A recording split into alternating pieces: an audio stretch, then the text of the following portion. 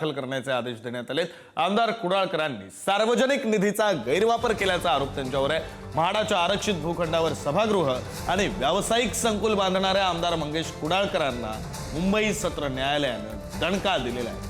आमदार कुडाळकर यांच्यावर मतदारसंघामध्ये विकास कामांसाठी मंजूर केलेल्या सार्वजनिक निधीचा गैरवापर केल्याचा आरोप रमेश बोरवा यांनी केलाय आणि या प्रकरणाची सखोल चौकशी झालीच पाहिजे असं निरीक्षण नोंदवत अतिरिक्त न्यायाधीश सत्यनारायण नावंदर यांनी मंगेश कुडाळकर यांच्या विरोधात FIR नोंदवण्याचे ACBला आदेश दिलेले आहेत।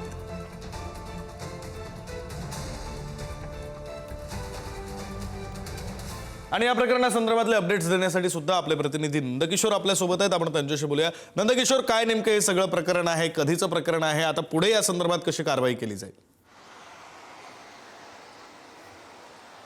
खरं तर कुर्ल्याचे आमदार आहेत मंगेश कुडाळकर, त्यांनी खरं तर म्हाडाचा जो भूखंड आहे तो लाटून त्या ठिकाणी स्वतःचं संकुल आणि सभागृह बांधल्याचा खरं तर आरोप केलेला आपल्याला पाहायला मिळतोय।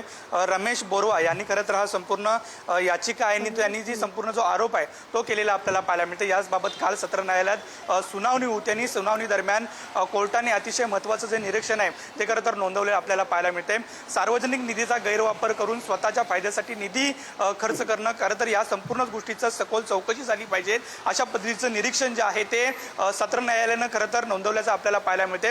त्यामुळे खरं तर आता अजित पवार गटाचे आमदार माणिकराव कोकाटे नंतर मंगेश कुडाळकर हे सुद्धा अडचणीत आलेले आपल्याला पाहायला मिळते। तशा पद्धतीचे आदेश म्हणजे गुन्हा नोंदवा असे आदेश खरं तर ACBला दिलेले आपल्याला पाहायला मिळते। त्यामुळे एकंदरीत आता माणिकराव कोकाटे नंतर मंगेश कुडाळकर यांच्यावरती खरं तर गुन्हा नोंद करण्याचं खरं तर आदेश जे आहेत ते देण्यात आलेले आपल्याला पाहायला मिळतात। खरं तर म्हाडाची जागा होती आणि त्या जागेवरती स्वतःचा संकुल आणि खरं तर सभागृह बांधल्याचा जो आरोप आहे तो सध्या करण्यात आलेला आपल्याला पाहायला मिळतो। त्यामुळे स्वतःच्या फायद्यासाठी हे संपूर्ण करण्यात आल्याचं सुद्धा निरीक्षण जे आहे ते नोंदवण्यात आलेलं आहे आणि सत्र न्यायालयाने याबाबत आता गुन्हा नोंद करण्याचे जे आदेश आहेत ते दिलेले आपल्याला पाहायला मिळते। त्यामुळे येणाऱ्या काळात या संपूर्ण बाबत खरं तर गुन्हा नोंद होतो का हे सुद्धा पाहणं महत्त्वाचं असणार आहे। मंगेश कुडाळकर यांच्याबाबत ही त्यांची नेमकी काय भूमिका असणार हे सुद्धा पाहणं महत्त्वाचं असणार आहे। विक्रांत, धन्यवाद नंदकिशोर दिलेल्या सगळ्या सविस्तर माहितीसाठी।